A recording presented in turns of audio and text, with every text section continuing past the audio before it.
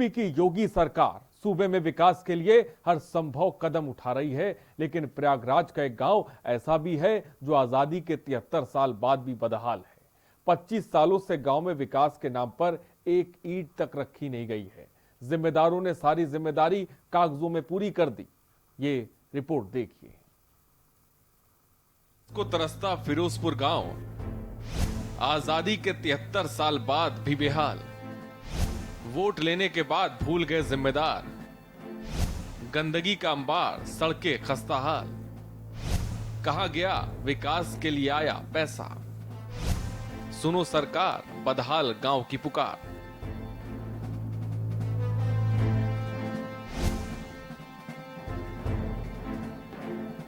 तस्वीरों को देखकर आपको यकीन नहीं होगा कि आजादी के 73 साल बाद भी एक गांव की तस्वीर नहीं बदली।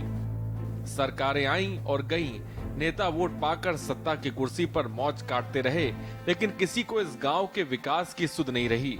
अगर ऐसा होता तो ये तस्वीरें सामने नहीं आती। प्रयागराज में ब्लॉक मऊ आइमा ग्राम सभा, घनीपुर के मजरा, फिरोजपुर में ये तस्वीरें खुद हकीकत बयां करती हैं कि कैसे गांव के प्रधान ने चुनाव जीतने के बाद गांव के विकास की सुध नहीं ली। वो पाने के बाद प्रधान सत्ता के नशे में चूर होकर वोट देने वाले ग्रामीणों को भूल गया। प्रधान द्वारा गांव में कोई भी विकास नहीं कराया गया। लोगों को आने जाने के लिए रास्ते तक नहीं हैं। इस गांव में वोट मांगने वाले सभी पार्टी के लोग आते हैं, लेकिन चुनाव जीतने के बाद कोई भी सांसद या विधायक नहीं आता। आजादी के 73 साल बीत जाने के बाद भी इस गांव में रास्ते का निर्माण नहीं कराया गया। गांव के कुछ लोग रास्ते को खपरेल से बनाने में जुट गए। लगभग 25 सालों से फिरोजपुर ग्राम सभा में एक भी रुपए का विकास कार्य नहीं हुआ। आने जाने के गांव में 3 रास्ते हैं, लेकिन तीनों तरफ से सभी रास्ते कीचड़ और गंदगी से बंद हैं। हालात ये हैं कि लोगों के घर पर जब कोई शादी व उत्सव होता है तो गाड़ियां तक गांव में नहीं जा पाती। कहीं कहीं तो ऐसा भी हुआ कि जब गांव के लोग अपनी बेटियों की शादी करने के लिए दूसरे गांव या शहर में गए तो वहां के लोगों ने फिरोजपुर नाम सुनकर रिश्ते करने से इनकार कर दिया, क्योंकि इस गांव में ना तो विकास है और ना गांव जाने का कोई रास्ता।